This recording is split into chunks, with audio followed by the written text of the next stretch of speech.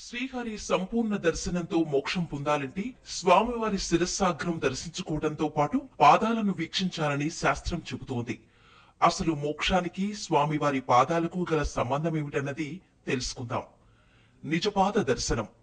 వెంకటేశ్వరుడు నివసించే తిరుమల కలియుగ వైకుంఠంగా తలపోస్తారు. ఆయన్ను దర్శనం చేసుకోవడం అంటే దాదాపు ఆ మహావిష్ణువుని దర్శనం చేసుకోవడంతో సమానం అనుకుంటారు. ఆ మహామూర్తిని ఆ మూలాగ్రం చూడటమంటే ఇక ఈ జన్మకు కావాల్సింది లేదనుకుంటారు. శ్రీహరి సంపూర్ణ దర్శనంతో మోక్షం లభించినట్టే ఫీల్ అవుతారు. అలా జరగాలంటే శ్రీవారి శిరసాగ్రం దర్శించుకోవడంతో పాటు పాదాలను కూడా వీక్షించాలి. దీన్నే నిజపాద దర్శనం అంటారు. శ్రీవారి బంగారు పాదపద్మాలు ఎల్లవేళలా పుష్పాలు తులసితో నిండి ఉంటాయి. ఉదయం పూట సుప్రభాత దర్శనంలో మాత్రమే ఎలాంటి పూలు తులసి లేకుండా శ్రీనివాసుని బంగారు పాదాలను దర్శించుకోవచ్చు. మిగిలిన సమయాల్లో స్వామివారి మూల విరాట్ నిజ పాదాలు బంగారంతో తయారు చేసిన పాద కవచాలు తొడిగి కనిపిస్తాయి. శుక్రవారం అభిషేక సేవకు ముందు బంగారు పాద కవచాలను పక్కకు తీసి స్నానపీఠంపై ఉంచి ఆకాశగంగ తీర్థ జలాలతో అభిషేకిస్తారు. అభిషేక సేవానంతరం నిజపాద దర్శనం పేరిట భక్తులను టికెట్లపై దర్శనానికి అనుమతిస్తారు. ఆనంద నిలయంలో వెలిసిన శ్రీ వెంకటేశ్వరుడి విగ్రహం పరీక్షగా గమనిస్తే మనకొక విషయం తెలుస్తుంది. అదేమిటో తెలుసా? ఆయన కుడి చేయి కింద వైపుగా చూపుతూ కనిపిస్తుంది. అంటే నా పాదములే నీకు శరణమని ఆయన సూచించడంగా దీన్ని అర్థం చేసుకోవాలి. శ్రీవారి పాదాలకు అంత విలువ. అసలు శ్రీనివాసుడంటే శ్రీపాదములు, శ్రీపాదములంటే శ్రీనివాసుడని అర్థమట.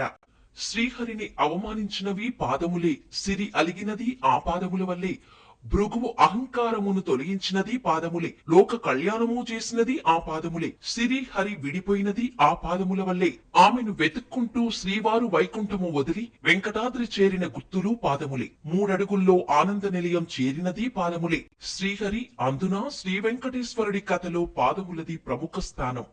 ఆయన వైకుంఠం వదలడానికి కారణం పాదాలు. ఆయన ఇలవైకుంఠం వచ్చాడనడానికి గుర్తులు పాదాలే. ఆ మాటకొస్తే మహావిష్ణువు పాదములకు ఎంత విలువుందో శ్రీరామావతారంలో మరింత గొప్పగా తెలుస్తుంది. శ్రీరాముడి కాలు తగిలి రాయి అహల్యగా మారిన వైనం కనిపిస్తుంది. అందుకే గుహుడు నీ కాలు తగిలి రాయి ఆడది అయినదంట అని పాట పాడాడు. అంతటి మహిమాన్వితమైనవి శ్రీవారి పాదములు. శ్రీకృష్ణావతారం అంతమైందే పాదముల వల్ల. బోయవాడు ఆ పాదాలను చూసి ఏ జంతువుగానో భ్రమించి బాణం వేశాడని చెబుతుంది భాగవతం. ఇక వామనావతారంలోనూ బలి తన తలను అప్పగించడానికి కారణం పాదమే. శ్రీహరి పాదములకు ఇంతటి విశిష్టత ఉంది. అందుకే ఆ పాదములకు ఏదైనా జరిగితే భక్తుల హృదయాలు విలవిలలాడుతాయి. ఆగమ శాస్త్రంలో ఈ పాదాల ఆరాధన లేదంటారు. శ్రీవారి విషయంలో ఇంత ప్రాముఖ్యత ఉన్న పాదములు ఆరాధనీయం ఎందుకు కాలేదు అన్నది అటుంచితే, శ్రీవారి పాదములు అంత సామాన్యమైనవి కావు. బ్రహ్మ కడిగిన పాదములవి, బ్రహ్మము తానేడి పాదములవి. శ్రీహరి మహిమలన్నీ దాదాపు పాదములోనే దాగి ఉంటాయి. శ్రీవారు శ్రీదేవిని వెతుక్కుంటూ వెంకటాద్రిపై అడుగుపెట్టినందుకు గుర్తట ఈ పాదములు. ఆయన ఆమెను వెతుక్కుంటూ వచ్చి ఇక్కడ పద్మావతీదేవి ప్రేమలో పడ్డం, తర్వాత ఆమెతో పెళ్లి కావటం చకచకా జరిగాయి. తర్వాత ఇద్దరు దేవేరులకు జరిగిన గొడవలో స్వామి శిలగా మారి ఇక్కడ భక్తుల కోర్కెలు తీర్చుతూ కలియుగ దైవంగా వెలిశాడు. అలిపిరి ప్రదేశంలో తలయేరు గుండు దగ్గర కనిపించే పాదాల పేరు శ్రీపాదములు. కొండ మీద స్వామివారి కోసం నిలిచిన మొదటి పౌరుడు తిరుమల నంబి. అతడు రామానుజాచార్యులకు రామాయణ రహస్యాలను విప్పి చెప్పిందిక్కడే. కొండ నుంచి నంబి గోవిందరాజు పట్టణం నుంచి శ్రీ మద్రామానాజులు ఈ ప్రదేశం చేరుకుని భగవారాధన చేసేవారట. దీనివల్ల స్వామివారి దర్శనం పొద్దున సాయంత్రం మాత్రమే అవుతోందని బాధపడేవారు. వెంకటేశ్వర స్వామి వారు ఆయన కలలో కనపడి ఏమని అభయమిచ్చారంటే, నా పాదాలని అలిపిరి దగ్గర ఉంచుతాను, నువ్వు మధ్యాహ్నం కూడా వచ్చి దర్శనం చేసుకోవచ్చు అని. మనం కొండని కాలిమార్గం గుండా వెళ్లే ముందు అలిపిరిలో శ్రీవారి పాదములు అని కనిపిస్తాయి. ఆ పాదాలు తిరుమల నంబి గొప్పతనం వల్లనే వచ్చాయి. కాలినడక మార్గంలో వెళ్లే వారికి అలిపిరి ప్రదేశంలో కనిపించే మండపం పడాల మండపం. దీనినే పాదాల మండపం అని కూడా అంటారు. క్రీస్తు శక 1628 కాలం నాటిది ఈ పాదాల మండపం. ఈ మండపంలో పాదరక్షలు లెక్కలేనన్ని ఉన్నాయి. పురాణ కథ. మాధవదాసు అనే హరిజనుడు శ్రీహరిని దర్శించలేక ఇక్కడే శిలగా మారిపోయాడట. తెలుగు వారికి శ్రావణ శనివారం చాలా ముఖ్యం. ఆ రోజు ఉపవాసం చేయడం, పిండి తాళిగలు వేయడం సంప్రదాయం. ఆ పిండి మీద శ్రీకాళహస్తి అగ్రహార ప్రాంతంలోని హరిజనులు ఇంటిలో, కంచి ప్రాంతంలోని హరిజనుని ఇంటిలో పాదముద్రలు పడతాయి. ఆ పాదముద్రలను కొలతలు వేసి శ్రీవారికి చర్మంతో చెప్పులు కుడతారు.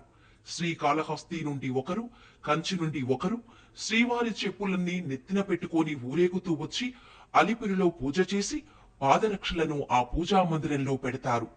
ఈ మండపంలోని పాదరక్షలు అరిగిపోతాయట. కారణమేంటో తెలుసా? తన భక్తులు సమర్పించిన ఈ పాదరక్షలను ధరించి స్వామివారు కొండ దిగి వస్తారట. అలివేలు మంగమ్మ దగ్గరకు వెళ్లి తిరిగి కొండ ఎక్కే వేళ వాటిని ఇక్కడే వదిలి వెళతారని పురాణ ఇతిహాసం.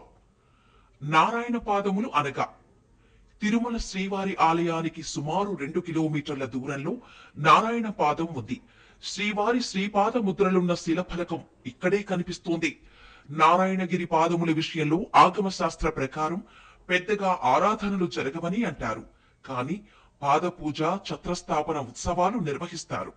ఇప్పుడు పునఃప్రతిష్ఠ చేసిన నారాయణగిరిలోనే ఈ ఉత్సవ నిర్వహణ జరిగేది. వీటిని నారాయణ పాదములు అంటారు. ఆషాఢ శుద్ధ ఏకాదశి పర్వదినం అంటే ద్వాదశి తిథి ఇక్కడే శ్రీపాద పూజ, ఛత్రస్థాపన ఉత్సవాలు జరుగుతాయి. శ్రీవారికి ప్రాతకాల, మధ్యాహ్న కాల ఆరాధన ముగిశాక అర్చకులు, ఏకాంగులు, అధికారులు, పరిచారకులు 2 భూచక్ర గొడుగులను, యమునోత్తరం నుండి పుష్పసరాలను, బంగారు బావి తీర్థాన్ని సంసిద్ధం చేసుకుని మంగళ వాయిద్యాలతో బయలుదేరుతారు. మేదరగట్టు వద్దకు చేరగాని వాద్యాలు నిలిపి నారాయణగిరి వైపు కదులుతారు. ఆ గిరి మీదున్న శిలాఫలకంలోని శ్రీపాదాలకు బంగారు బావి జలంతో అభిషేకం చేస్తారు. హారతి ఆరగింపులు నిర్వహిస్తారు. శ్రీవారి పాదాలున్న ప్రాంతంలోని చెట్లకు భూచక్ర గొడుగులను కట్టి వెనుకకు తిరుగుతారు. నారాయణగిరి దిగి బంగ్లా తోటకు వచ్చి చేరుతారు. ఆపై ప్రసాద వినియోగం, వనభోజనం జరుగుతాయి. తదనంతరం మహాద్వారం చేరుకుంటారు. అలా శ్రీవారి పాదములను ఇన్ని రకాలుగా పూజించటం, గౌరవించటం జరుగుతుంది. అసలు శ్రీవారిని ఆ మూలాగ్రం దర్శించుకుంటే జన్మ ధన్యమైనట్టే. ఇక శ్రీనివాసుని పాదం దర్శించుకుంటే ఆయన హృదయంలో శ్రీదేవితో సమానంగా స్థానం దొరికినట్టే అని భావిస్తారు.